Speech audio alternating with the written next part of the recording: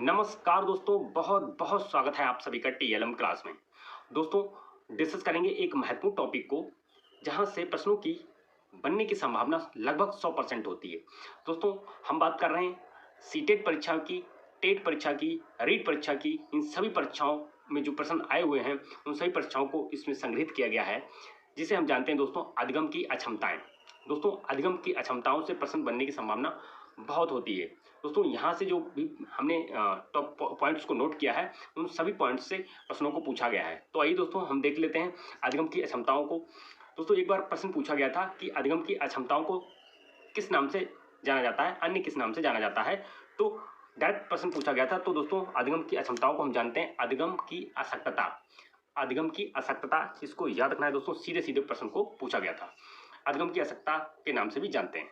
आइए दोस्तों हम डिस्कस करते हैं अधिगम में जो अशक्तताएं हैं किन किन प्रकार की होती हैं। और दोस्तों, अगर इन अशक्तताओं को एक टीचर होने के नाते आप जानेंगे तो बच्चे को हेल्प कर पाएंगे उसके पढ़ने में, लिखने में और उसको आगे बढ़ने में।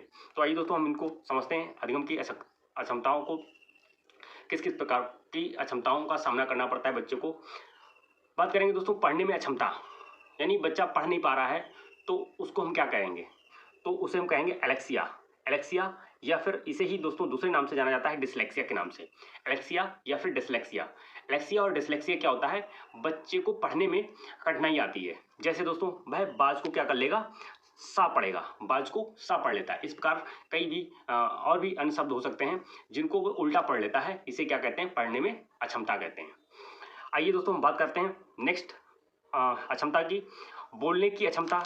बोलने की अक्षमता को कहते हैं दोस्तों भाषाघात हिंदी में। और अगर बात करें इंग्लिश में, दोस्तों इंग्लिश का वर्ड पूछा जाता है, याद रखना है आपको।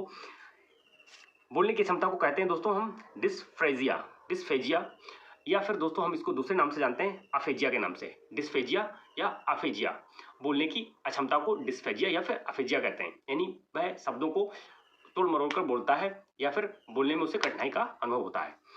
बात करेंगे दोस्तों लिखने की विकृत लिखावट को क्या कहते हैं दोस्तों, इसे कहते हैं डिस्ग्राफिया। ग्राफ से याद रखना है दोस्तों आपको, ग्राफ से याद रखना है। ग्राफ जब हम बनाते हैं तो लिखने के लिए होता है। तो दोस्तों लिखने की जो विकृत लिखावट है उसे हम कहते हैं डिस्ग्राफिया। आई थिंक दोस्तों बात क्लियर हो पाई होगी। आइए नेक्स्ट अधिगम की आवश्यकताओं को देखते हैं और कौन कौन सी बच्चों को सामना करना पड़ता है। गतिक कौशलों में अक्षमता। गतिक कौशलों में अक्षमता उसे दोस्तों हम जानते हैं डिस्प्रैक्सिया या फिर अप्रैक्सिया या फिर दोस्तों हम जानते हैं एजम्बोलिया। एजम्बोलिया कई बार दोस्तों पूछा गया, याद रखना है एजम्बोलिया के नाम से भी पूछा जाता है। गतिक कौशलों में अक्षमता यानी कि उसके हाथों में, उंगलियों में समस्या हो गई है जिससे वो लिख नहीं पाता है, या मुंह में बोलने में कोई टंग वगैरह यानी जीभ पलटने में समस्या होती है, तो ये गतिक कौशलों में अक्षमता को प्रदर्शित करता है। बात करेंगे दोस्तों कई बार पूछा गया है गणितीय अक्षमता। गणितीय अक्षमता को के नाम से जानते हैं, तो इसे बोलते हैं दोस्तों डिस्कैलकुलिया। याद रखना कैलकुलेटर से बना है डिस्कैलकुलिया। तो डिस्कैलकुलिया को जो होती है वो गणितीय क्षमता होती है। मैथ में बच्चा कठिनाई का अनुभव करता है। बात करेंगे दोस्तों जब बच्चा शेप और साइज को नहीं समझ पाता, यानी छोटा आकार और बड़ा आकार को वह नहीं समझ पाता, तो इसे दोस्तों हम बोलते हैं डिस्मॉर्फिया के नाम से जानते हैं। याद रखना डिस्मॉर्फिया क्या होता है, वह साइज को नहीं पहचान पाता, यानी छोटे बड़े अगर आप एक साइज के हाथ बना देते हैं बच्चे के सामने, एक साइज के हाथ बना देते हैं तो भी उसे या तो छोटा बड़ा लगता है या फिर उसको बड़ा छोटा लगता है। इस टाइप से उसके दिमाग में समस्या रहती है। तो जब बच्चा साइज और शेप को नहीं समझ पाता उसे हम बोलते हैं डिस्मॉर्फिया। याद रखना है दोस्तों। आइए नेक्स्ट कौशलों को समझते हैं। बात करेंगे दोस्तों ऑटिज्म की।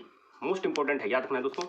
ऑटिज्म की अगर हम बात करें तो मोस्ट इंपॉर्टेंट है, यहाँ से निश्चित रूप से प्रश्न पूछा गया था। आप प्रीवियस प्रश्नों को उठाकर के देख सकते हैं, यहाँ से प्रश्न पूछने की संभावना बहुत है। ऑटिज्म की अगर बात करें तो दोस्तों इसको दूसरे नाम से जानते हैं स्वलीनता। और दोस्तों ये भी पूछा गया आत्म विमोह या फिर इसे दोस्तों हम जानते हैं स्वप्राणयता। इन तीनों चारों नामों को आपको याद में रखना है। किसी प्रकार से भी आपसे प्रश्न को पूछा जा सकता है, किसी प्रकार से आपके सामने प्रश्न दागा जा सकता है। आइए दोस्तों हम बात करते हैं क्या होता है ये स्वलीनता, आत्म विमोह और स्वप्राणयता। ज्यादातर जो प्रचलित नाम है दोस्तों उसे हम ऑटिज्म के नाम से जानते हैं। इसमें दोस्तों बच्चा क्या होता है, इसमें एक व्यक्ति दोहराव युक्त व्यवहार करता है। इसमें व्यक्ति स्वयं में जीना पसंद करता है और यह एक आंतरिक विकासात्मक विकार है। इसमें दोस्तों क्या होता है कि बच्चा जो होता है वह दोहराव युक्त बार बार एक ही बात को बार बार दोहराता है, स्वयं में जीना पसंद करता है, अपने में ही डूबा रहेगा। उसे दूसरों लोगों से कोई मतलब नहीं, ना तो दोस्त बनाता है, ना किसी से बात करना पसंद करता है। ये एक आंतरिक आंतरिक विकासात्मक विकार होता है। इसमें दोस्तों बच्चा क्या करता है, चीज़ों को सूंघना है, बार-बार सूंघेगा, उसे डाउट रहता है, कोई दोस्त नहीं बनाएगा। तो इस प्रकार के विकार को दोस्तों हम क्या कहते हैं, स्वलिनता, आत्मविमोह, स्वप्रणयता या फिर ऑटिज्म। दोस्तों आपको कमेंट बॉक्स में बताना है कि ऑटिज्म दिवस कब मनाया जाता है। ऑटिज्म दिवस आपको कमेंट बॉक्स में जरूर बताना है कि ऑटिज्म दिवस कब मनाया जाता है, पूछा गया है दोस्तों। आइए, एडीएचडी हम बात कर रहे हैं दोस्तों, एडीएचडी की मोस्ट इंपॉर्टेंट है। इसकी तो सबसे पहले फुल फॉर्म ही आपको याद रखनी है कि एडीएचडी की फुल फॉर्म क्या है। Attention deficiency hyper activity disorder. क्या दोस्तों, attention deficiency hyper activity disorder याद रखना है, फुल फॉर्म पूछी गई है। इसमें क्या होता है, ध्यान की कमी अत्यधिक सक्रियता की बीमारी होती है। ध्यान की कमी यानी अत्यधिक सक्रिय होने के कारण ध्यान की कमी को हम क्या कहते हैं दोस्तों, एडीएचडी कहते हैं। आइए दोस्तों हम नेक्स्ट बात कर लेते हैं, कुछ और बात करेंगे दोस्तों। गंभीर तनाव की अवस्था को कहा जाता है मानसिक स्थिति निम्न हो जाती, इसमें इसे कहते हैं दोस्तों डिस्थीमिया। दोस्तों याद रखना है, डिस्थीमिया में क्या होता है, गंभीर तनाव की अवस्था होती है, व्यक्ति या बच्चा तनाव की स्थिति में होता है और मानसिक स्थिति इसमें क्या हो जाती है, निम्न हो जाती है, वह सोचने की क्षमता उसमें खत्म हो जाती, इसे कहते हैं डिस्थीमिया। दोस्तों याद कैसे करेंगे, टी फॉर टेंशन होता है, इसमें टी आया हुआ है तो टी फॉर टेंशन होता है, टेंशन मतलब तनाव होता है, तो डिस्थीमिया दोस्तों हम कह सकते हैं तनाव की स्थिति। बात करेंगे भोजन से संबंधित जो अक्षमता होती है दोस्तों, उसमें क्या होता है, बुलिमिया।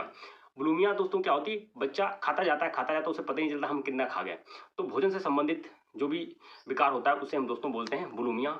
मोस्ट इंपॉर्टेंट है, याद रखना है दोस्तों। यहाँ से प्रश्न बनने की संभावना जैसा कि हमने बोल चुके हैं 100% रहती, इन सभी को आपको आत्मसात करना है और परीक्षा में एक बेहतर स्थिति को पाना है।